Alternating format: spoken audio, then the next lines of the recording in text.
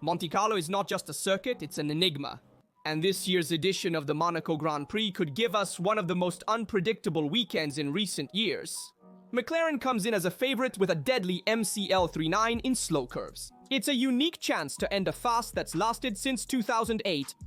But the Principality offers no discounts to anyone. Ferrari struggles as Red Bull conceals their potential. Mercedes seeks solutions while clouds loom over the upcoming qualifier. This video explores Monaco's core technical challenge. Tires, extreme setups, new Fédération Internationale de l'Automobile Directive, unpredictable weather, and even 2 mandatory stops that could overturn any strategy. We will discover why qualifying will be decisive, what can make a millimeter difference. And like every team from McLaren to Ferrari, from Mercedes to Red Bull, is preparing to face the narrowest and most ruthless track of the season. Stay until the end, because here the fate of a still wide-open World Championship is decided. If you enjoy the videos, hit like to show your support. Let's get started now. For McLaren, Monte Carlo is a unique opportunity, perhaps unrepeatable. It's the best candidate to break a fast that has lasted since 2008, taking advantage of an MCL39 that has proven to be the queen of slow curves. And it's precisely on this type of track that Ferrari suffers terribly.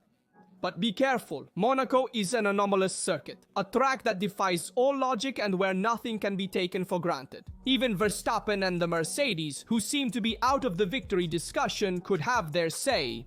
In the heart of the Principality, the race's qualifying average speed is only 105 miles per hour, the calendar's lowest, with curves taken at under 62 miles per hour. Here, traction is everything, and when it comes to exit traction, McLaren is simply the best. It manages to discharge power without decomposing, which makes it lethal in the slower sections, where Ferrari instead loses precious tenths. Unlike other tracks, the maximum aerodynamic load setup in Monaco doesn't penalize performance on straights, as there are no real straights. There are none. The MCL39 can therefore make the most of its package without compromises. Yet, it would be a mistake to reduce everything to who is strong in the slow wins Monaco. It is much more. It's a track that overturns the technical approach of the teams. The ground clearance is raised to avoid damage to the bottom, convergence angles and camber are exaggerated. The steering arms are mechanically modified to handle very tight hairpin turns. Even the brake cooling system needs to be rethought, given the low average speed and poor ventilation. The power unit is also crucial, but not for max power. What matters is the quality of the delivery, especially of the hybrid in slow exits. On this front, the Ferrari units are among the best, thanks to a finely managed torque and a particularly aggressive hybrid engine brake, ideal for curves like the Loves or the Rascasse. That being said, Monaco is also a track that exposes hidden flaws. Last year, Verstappen complained about the unstable RB20 on the curbs, unable to absorb them without falling apart. It was like driving a go-kart, he had said, and the McLaren, even in its current version, continues to suffer on this front. The rigidity of the MCL39 suspension, while offering precision on one hand, penalizes when dealing with the aggressive curves of the Monaco track on the other. This year, a significant strategic change is the mandatory double pit stop, required in both dry and wet conditions. An attempt by the Fédération Internationale de l'Automobile to liven up a race that often turns into an emotionless train. But this rule brings with it new risks. The possibility of a safety car, a red flag, or simply a loss of position due to the chaos of the stop.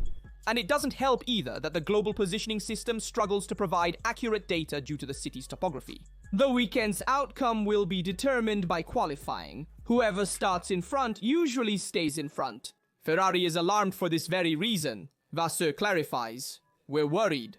The problem is managing to heat up the soft tires. In this case, the new C6S at the right time and keeping them at temperature until the end of the lap.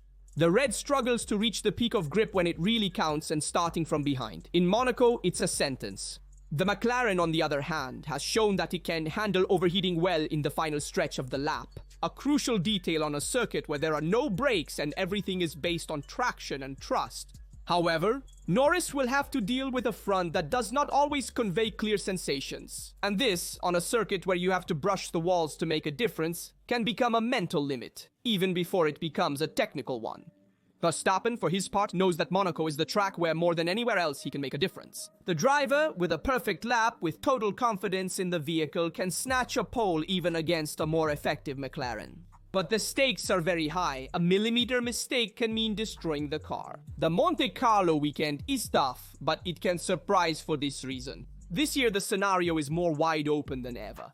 On a track where overtaking is almost impossible, qualifying becomes the only real moment to determine the outcome of the race. But this time, the weather is an additional unknown factor. The forecasts seem to want to further complicate things precisely on Saturday, the day dedicated to qualifications. While Friday and Sunday conditions should remain stable, with sunny or partly cloudy skies and temperatures around 20-21 degrees C, Saturday is expected to be different. According to AccuWeather, there is up to an 80% chance of rain with showers expected in the afternoon. Just in the time slot when the fight for the pole will take place, this scenario opens the door to many variables. Under normal conditions, on a track where overtaking is almost utopian, starting ahead is everything, but with the wet asphalt, the qualification could turn into a lottery. And in such a context, even those who start at a disadvantage might have an extra chance. The teams will have to be ready for anything, between sudden changes in conditions and strategies revised at the last second. A wet Saturday could reshuffle the cards, create twists, and offer an opportunity to those who would otherwise have remained anonymous. But as always in Munich, it takes little to go from glory to disaster. Pirelli has chosen the softest tires in their range from a technical standpoint. However, Monaco does not usually stress the tires significantly. The degradation is low, the track is slow, and often you can complete the entire race with a conservative strategy. But with the new rule of the 2 mandatory stops, this advantage disappears. The teams will have to recalculate all strategies, pit stop windows, and even the qualifying approach. Starting from the back could be advantageous, with the mandatory 2 stops and the chance to drive on a clear track. Some teams might find a gap to gain positions with the undercut or with a more aggressive strategy. On a track where overtaking is almost impossible, every little detail counts, and this rule could shuffle the cards a bit. On the occasion of the Monaco Grand Prix, Ferrari has decided to celebrate in grand style the 75 years of collaboration with Shell. A significant milestone, considering how crucial this partnership has been for the history of the team. It's not just a round number to celebrate, but a technical and sporting relationship, which has contributed significantly to building 10 constructors' titles and 12 drivers' titles over the years. To pay tribute to this bond, the SF25 will carry a celebratory livery on track, just as Charles Leclerc will also launch his special collection with a suit designed for the occasion. But beyond aesthetics, there's substance. Every race weekend, Shell is physically present in the Ferrari pits, with at least 2 specialized technicians and a mobile laboratory on track, supporting both the official team and the customer teams. The collaboration also includes the World Endurance Championship and Ferrari Challenge, showing full integration between the 2 entities. The paddock began discussing 3 new technical directives issued by the Fédération Internationale de l'Automobile and communicated to the teams on May 13th, just before Imola. These are clarifications more than actual rule changes, but with potential concrete impacts on the cars. 2 of these went into effect immediately at Imola, the 3rd will arrive in Canada. The first concerns the bottom, more precisely the front area, which is subject to specific checks in the technical inspections. The second, also on the bottom but in the lower part, concerns the skid plate, that is, the slider under the single-seater. This issue is particularly delicate as the teams always push the ground clearance to the limit, and Ferrari has already paid with a disqualification in China for excessive wear. In Montreal, an even stricter control on the thickness of the board will come into effect, to be observed very carefully. But it's the 3rd directive that Red Bull would have put the most pressure on. We're talking about the tire cooling system through the brake baskets. McLaren has set the standard with the MCL39, which manages overheating effectively. Excellent. Red. Bull is trying to replicate that kind of behavior and has asked the Fédération Internationale de l'Automobile for clarification on the use of flows air in the area around the wheel corner. The Federation's response came quickly with precise limits on the cooling functions allowed. All these directives, seen in a row, seem to paint a context in which Red Bull moves cunningly, trying on one hand to recover technical ground and on the other to influence the regulations. It's a perfectly legitimate strategy, but it shows how tight the battle at the top is. And how much McLaren is feared today, Wascello hinted between the lines. Perhaps we were surprised that the others didn't do better than this. A sentence that sounds like a warning. Red Bull is back, and the rules around it are changing. In Monaco, the key is the thermal management of the tires. But in particular, it's not enough to avoid overheating, you also need to find a balance between the front and rear axle. The problem is that the rear tends to overheat too much, while the front struggles to get into the right window, especially on the inside of the tread. The front suspension of the MCL39 with a pronounced anti-dive does not help to transfer energy to the tire. Yet, right here lies one of walking's strengths, the thermal balance. Thanks to meticulous work on the brake baskets and probably to innovative materials that manage heat transfer in a sophisticated way, the McLaren seems to be one of the few cars capable of maintaining stability and grip even under these conditions. It's an integrated system that functions well under pressure. However, this is irrelevant if not capitalized on. In Monaco qualifying, starting ahead is often synonymous with winning. And even if McLaren is very strong on the single lap, the perfect lap is needed. Lando Norris and Oscar Piastri will have to be flawless because a minor mistake can compromise the entire weekend. Red Bull comes strong after a significant step forward with the RB21 and the gap has narrowed. But on a track like that of the Principality, where traction control, thermal management and confidence in the vehicle are essential, McLaren still has the right weapons to play for the win, provided that everything is executed perfectly. The Imola weekend left mixed feelings in the Williams camp. The final result of 5th place for Albon and an 8th for Sainz is undoubtedly positive in terms of points. But internally something continues not to work, and it's not a technical issue, but a strategic and communicative one. Carlos Sainz appeared frustrated once again after the Miami incident, where he was penalized by a team error that forced him to start with used tires. Albon overtook him, repeating a similar script at Imola despite an opposite order. The race had started well, Sainz was 6th and seemed able to consolidate his position. But an early pit stop and a suboptimal strategy caused him to fall back, from where he then only climbed up to the 8th position. The problem is always the same, decisions made at the pit wall that do not prove effective.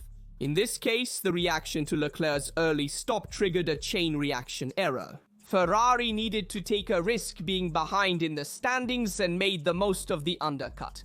But for Williams, who was ahead, reacting with such an early stop for Sainz turned out to be a boomerang. Albon, sticking to a one-stop strategy, on the other hand, benefited, finishing ahead once again. Sainz admitted to being tempted to disobey the pit order, but in the end decided to trust the team. However, he stressed it's becoming hard to accept such mistakes.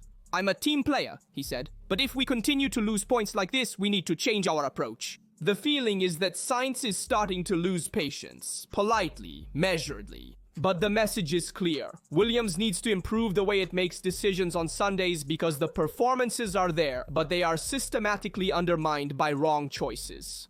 And for a competitive driver like him, this is one of the worst frustrations to endure. At Imola, Mercedes brought a significant upgrade package to the track, but the results obtained did not dispel all doubts. Among the main innovations was a new front wing, introduced even earlier than expected. It was supposed to debut in Barcelona, but it was introduced immediately because it was considered more efficient than the previous version. An aggressive choice, justified by the team principal at Inter in Bradley Lord, who replaced Toto Wolff in the Romagna weekend.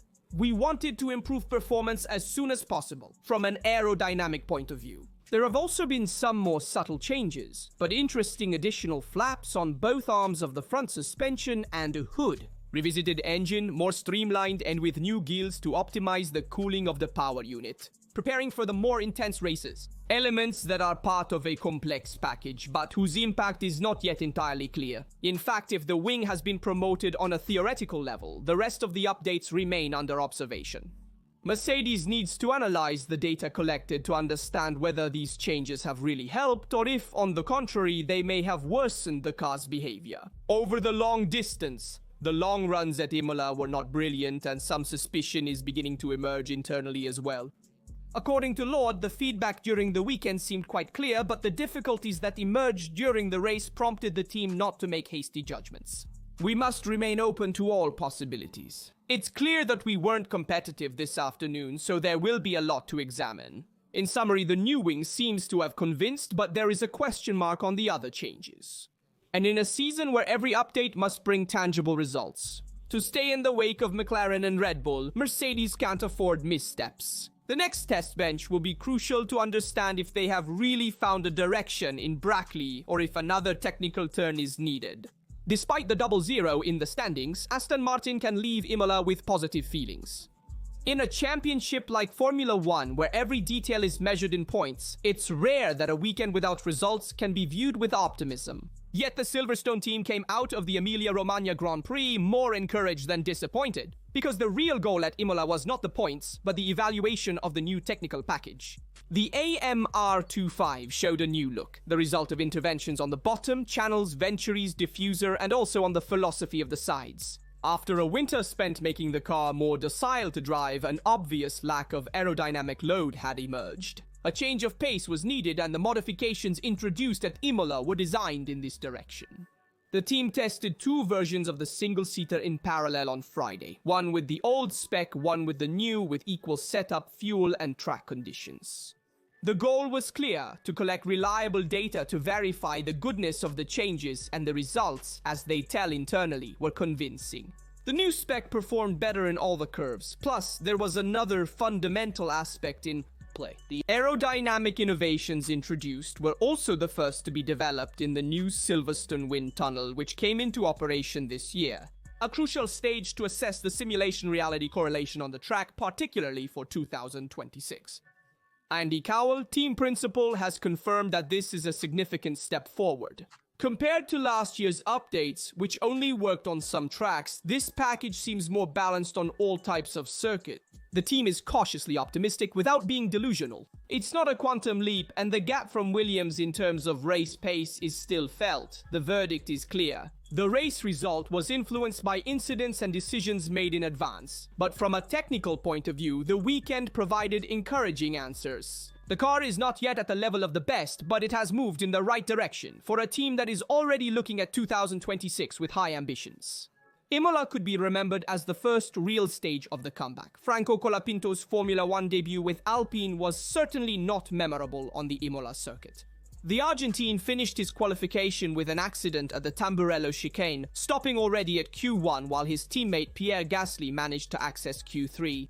A direct and ruthless comparison which immediately sparked the debate about the future of the young driver Flavio Briatore, who today leads the team as team principal.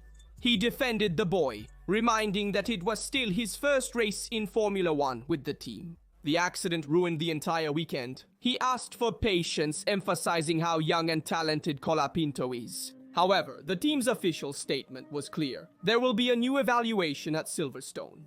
The margin for maneuver is not infinite. However, some see much stricter expectations behind Briatore's words. Johnny Herbert, a former Benetton driver during Briatore's time, expressed a rather clear opinion.